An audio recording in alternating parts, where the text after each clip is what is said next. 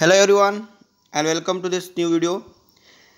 In the previous videos we had discussed about the 5-year plans and I think we had discussed fourth 5-year plan till 1974.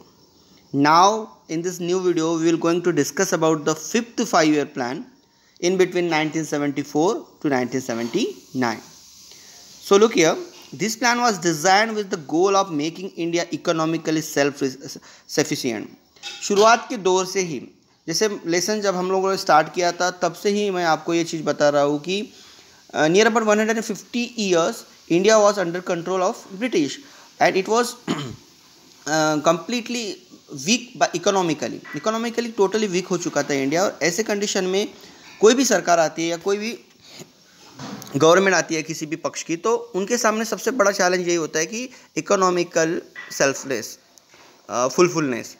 तो ये चीज़ के लिए शुरुआत के दौर से आफ्टर 1947 हमारी गवर्नमेंट जूझ रही थी और हर साल ये जो 5 ईयर प्लान्स है, हर 5 ईयर प्लान में उनका एक मोटिव था कि टोटली सेल्फ सफिशिएंट हो जाए इकोनॉमिकली तो भी कम से कम, और उसी के लिए गवर्नमेंट कोशिश कर रही थी। तो 1974 टू 79 में भी यही प्लान में ये ऑलरेडी डिज़ाइन किया गया था कि making India economically self sufficient by elevating a poverty, मतलब गरीबी को दूर कर कर। The objective of the fifth plan were as follow: increase the national income, make large scale employment available, लोगों को ज़्यादा से ज़्यादा काम मिलना चाहिए, उसके लिए इंडस्ट्रियल जो है उसकी तरफ ध्यान दे रहे थे। सप्लाई एजुकेशन, जहाँ पर एजुकेशन नहीं पहुँचा ऐसे जगहों पर एजुकेशन पहुँचाना। न्यूट्रिशियस फूड, खाने पीने की लोगों को मतलब दिक्कत ना हो, अच्छे से अच्छा लोगों को खाना मिले, अच्छा पानी मिले। Drinking water to makes facilities of medical treatment, मतलब कुछ ऐसे देहाती एरिया थे जहाँ पर मेडिकल ट्रीटमेंट नहीं पहुँच रहे थे, ऐसे जगहों पर मेडिकल ट्रीटमेंट पहुँचाना। Available in the rural areas to supply electricity and means of communication, मतलब रास्ते नहीं थे, इस वजह से गाड़ियाँ या कम्युनिकेशन का कोई साधन नहीं था, इलेक्ट्रिसिटी नहीं थी, ऐसे सारी जगहों पर इलेक्ट्रिसिटी और कम्युनिकेशन के मीन्स को पहुँचाना। ये इस 5 ईयर प्लान का मोटिव था। Implement social welfare scheme on the wide scale, bring about the development of agriculture, increasing the basic industries, purchase food grain and other life sustaining goods by monopoly purchase and make them available to the poor at reasonable prices through a public distribution system। बहुत जगहों पर monopoly होती है कि मतलब कुछ चीज़ें जो होती है मार्केट में अवेलेबल होने के बावजूद भी उसको ऐसा दिखाया जाता है कि उसकी स्कैर्सिटी है और उसके रेट्स बढ़ा दिए जाते हैं। तो ऐसी चीज़ों को, ऐसी मोनोपोली को रोकने के लिए और गरीब जनताओं के पास ये जो मतलब life day to day life में जो चीज़ें होनी चाहिए वो चीज़ों इजीली पहुंच सके, इजीली वो खरीद सके, इस तरीके के कंडीशंस क्रिएट करना, ये ही इस 5 ईयर प्लान का मोटिव रहा है।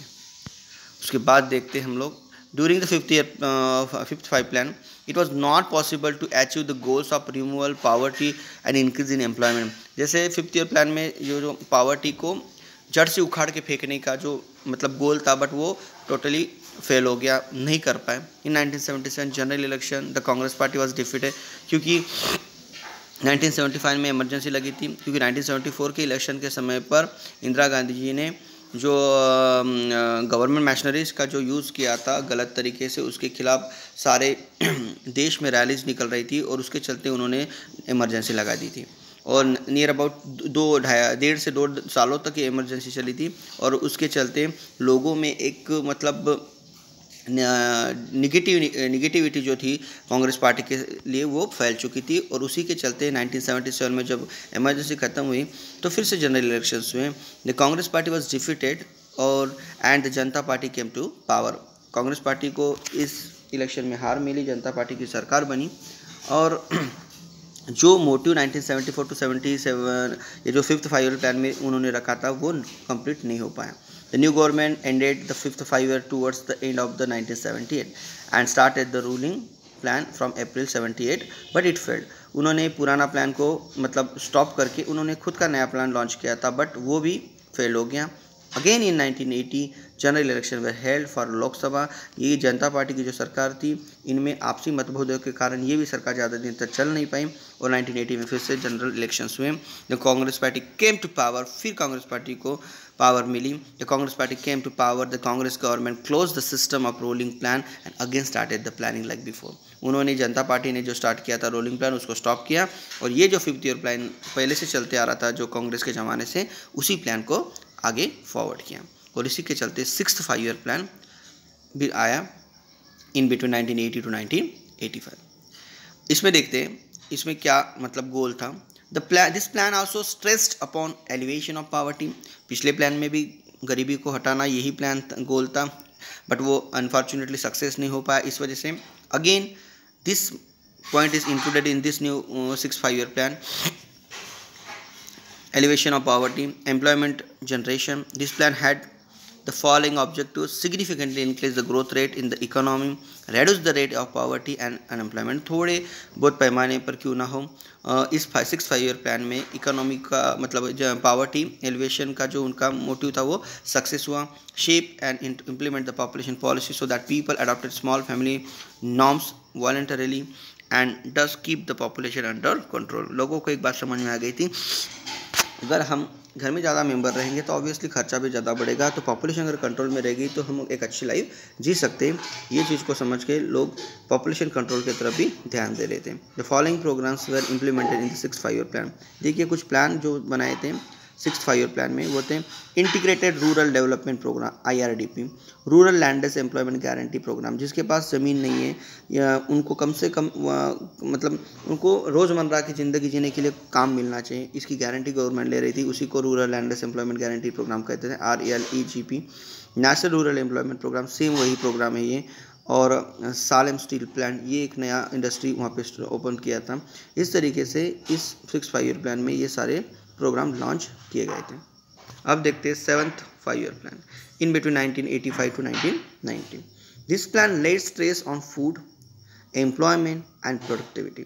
मतलब लोगों कोई भी भूखा ना रहे, सबको खाना मिलना चाहिए, सबको काम मिलना चाहिए। काम मिलेगा तो अपने आप खाना मिल ही जाएगा, बट खाना कब मिलेगा कि हमारे देश में जब प्रोडक्टिविटी बढ़ेगी, तो प्रोडक्टिविटी के ऊपर भी ध्यान दिया गया था 7th 5 ईयर प्लान में।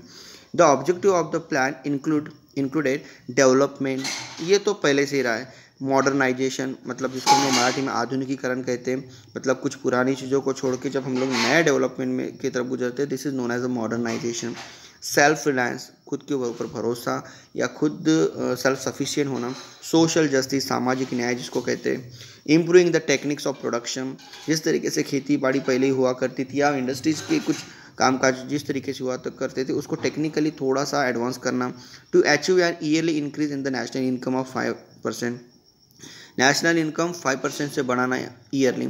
सपोज 100 रुपीज़ नेशनल इनकम है हर साल का, तो अब से वो 105 होगा। इस तरीके से इनकम 5% से बढ़ाने का भी प्लान इस 7th 5 ईयर प्लान में था। And increase food grain production, और सबसे बड़ा प्लान था कि फूड ग्रेन का प्रोडक्शन बढ़ाना, क्योंकि इंडिया की पॉपुलेशन को देखते हुए अगर हम लोग प्रोडक्शन बढ़ाते हैं तो हम सेल्फ सफिशिएंट होंगे एटलीस्ट फूड के बारे में, और हमें किसी और कंट्री से फूड मंगवाना नहीं पड़ेगा। The following programmes were started in this plan. देखते हैं इसमें कौन से प्रोग्राम स्टार्ट किए गए थे। जवाहर रोजगार योजना, India Awas Yojana, Indira, that is Indira Awas Yojana I think, not India. Scheme of 10 lakh wells, 10 lakh wells, कुएं जिसको कहते हैं मराठी में ज़रा विहीर म्हणतो अपन, वो खुदवाना, जिससे जो खेती बाड़ी में पानी की समस्या है, ऐसे लोगों को अगर वेल्स हम लोग खुदवाने में हेल्प करती है गवर्नमेंट, तो वो ज़्यादा से ज़्यादा प्रोडक्शन ले सकते हैं। लोगों को रोज़गार देना। देन आवास योजना, मतलब ये जो घरकुल योजना कहते हैं, that is started from that period. The 7th plan prove to be important from the point of view of employment generation. Employment सबसे ज़्यादा मिलना चाहिए, क्योंकि अनएम्प्लॉयमेंट की वजह से गरीबी बढ़ती है, भुखमरी आती है, और ये सारी समस्याओं के कारण है एम्प्लॉयमेंट। अगर एम्प्लॉयमेंट मिलेगी तो लोगों को काम मिलेगा, काम मिलेगा तो पैसा आएगा, पैसा आएगा तो उनका लाइफ को अच्छे से जी सकते हैं। ये इस 7th 5 ईयर प्लान का मेन मोटिव रहा है। अब देखते हैं 8th 5 year plan in between 1992 to 1997।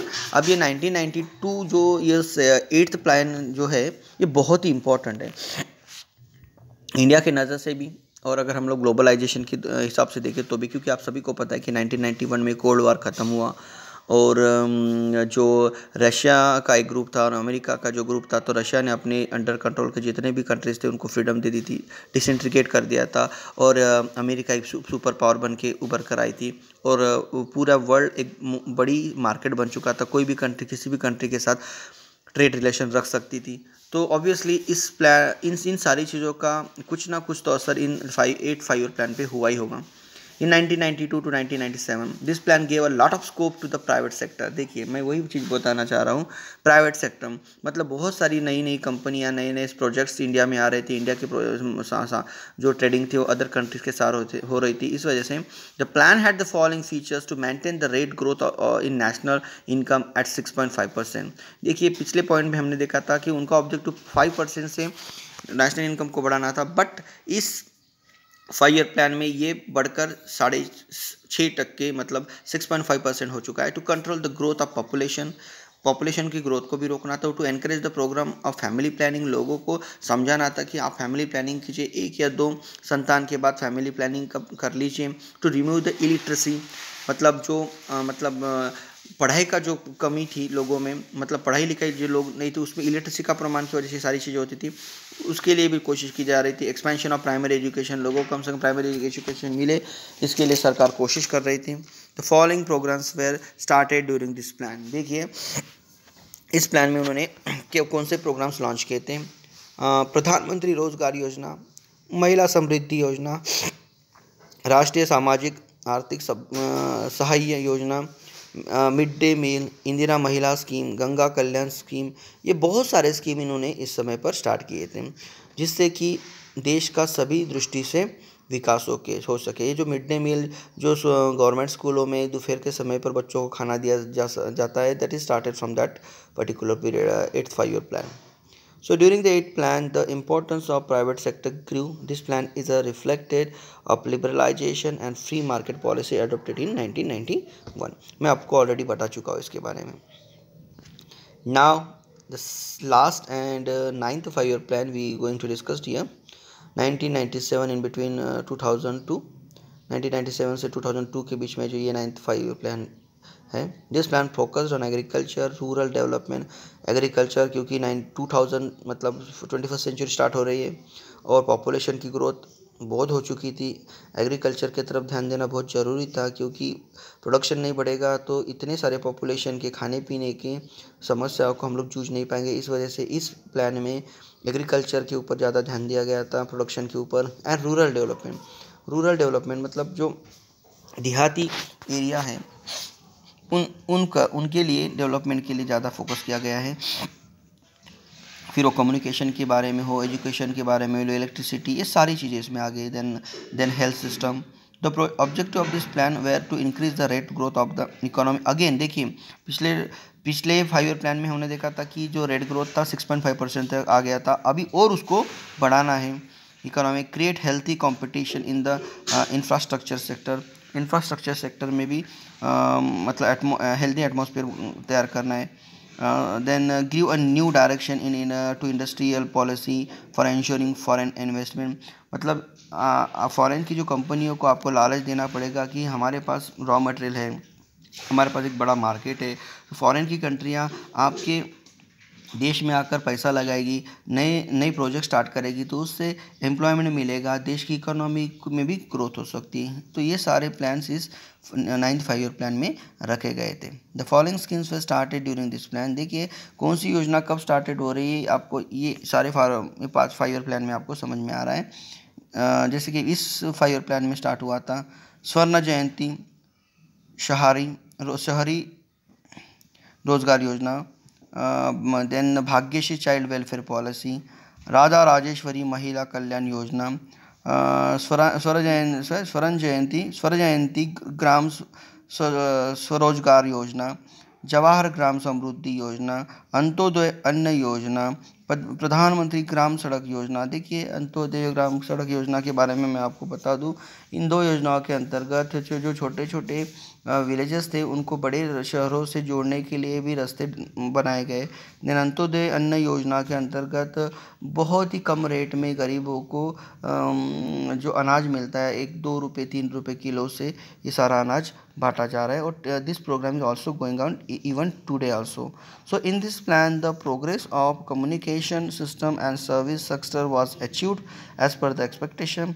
There is a growth in the field of construction and communication. जो मोटिव रखकर ये प्लान को, जो गोल रखकर ये प्लान डिस्कस किया गया था, उस हिसाब से एक्सपेक्टेड ग्रोथ और अचीवमेंट गवर्नमेंट को मिली है. So I hope you understand all the 5-year plans till 2002 and about nationalization of banks and further points we'll discuss in the next video. Till then, bye bye everyone.